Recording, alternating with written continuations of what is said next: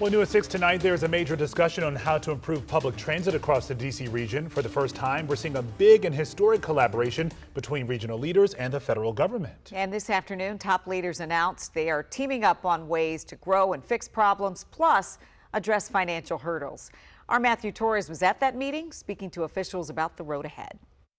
You can say this was a long time coming. Officials agree in order to make the DMV world-class in public transit, counties and agencies must work together in a unified way.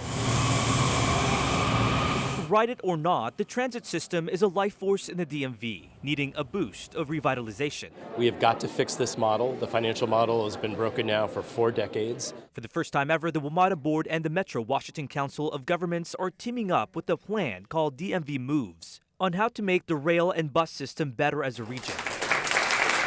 Passing a 20-member regional task force to focus on how to grow, tap into opportunities, and fix ongoing problems. The big focus is on WMATA, which serves 85% of transit customers in the DMV. Metro just approved a $4.8 billion budget to keep services and avoid drastic cuts. The one thing that has to happen, ultimately, is to have a dedicated funding stream.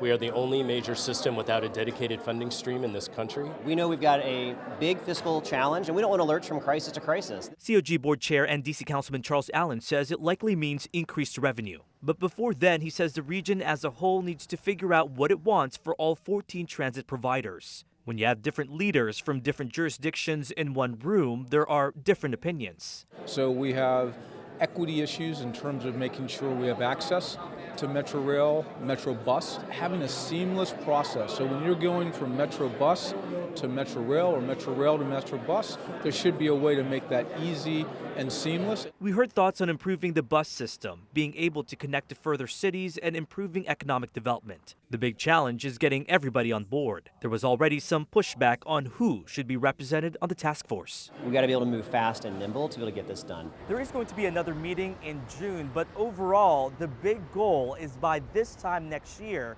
they'd like to have a final plan with action steps and a funding model. I'm Matthew Torres, WUSA 9.